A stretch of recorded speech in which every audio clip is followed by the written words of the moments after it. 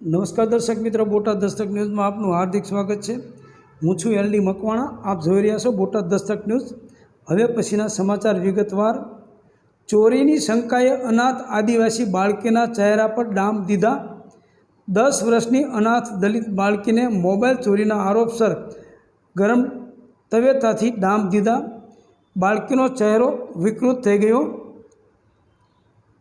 આંધ્રપ્રદેશના નેલ્લોર જિલ્લાના કાકલાડીબ્બા ગામમાં એક હૃદયદ્રાવક ઘટના પ્રકાશમાં આવી છે। અહીં મોબાઈલ ફોન ચોરીના આરોપમાં એક 10 વર્ષની દલિત બાળકી પર ક્રૂર રીતે અત્યાચાર ગુજારવામાં આવ્યો છે। બાળકીને ગરમ ચીમટાથી ડામ દેવામાં આવ્યા, જેના કારણે તેનો ચહેરો ભયાનક રીતે દાઝી ગયો છે।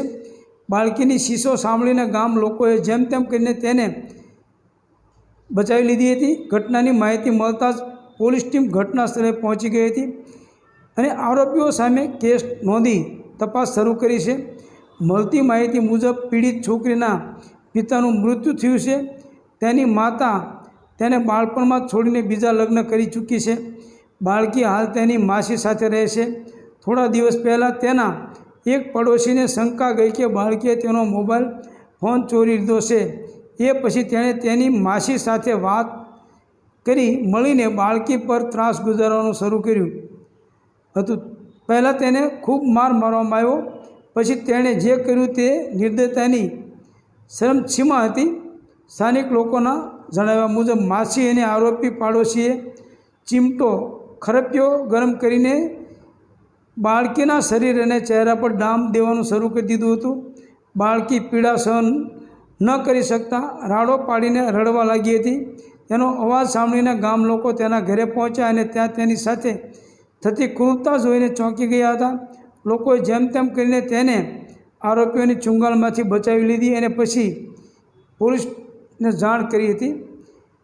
પોલીસ ઘટનાસ્થળે પહોંચી અને પીડિતાને સરકારી હોસ્પિટલમાં દાખલ કરી, જ્યાં તેની સારવાર ચાલી રહી છે। પીડિતા આદિવાસી છે। તેનું નામ ગંડાલા ચેન્નમ્મા હોવાનું કહેવાય છે। તેની કાકીનું સન્નારી મણિક્યમ છે। પોલીસે આરોપીઓ વિરુદ્ધ ભારતીય દંડ સંહિતાની સંબંધિત કલમો હેઠળ કેસ નોંધ્યો છે। હાલમાં આરોપીઓ પોલીસ પકડથી બહાર છે અને તેમની શોધખોળ ચાલી રહી છે।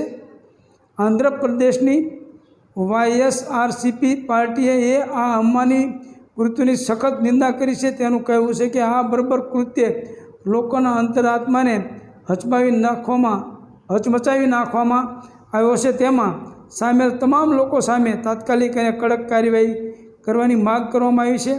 આવી ઘટનાઓ ટીડીપીના નેતૃત્વ હેઠળની સરકાર હેઠળ કાયદો અને વ્યવસ્થાના પતનને ઉજાગર કરે છે। હાલમાં આ કેસની તપાસ ચાલી રહી છે। Botad Dastak news, LD Makwana, Botad.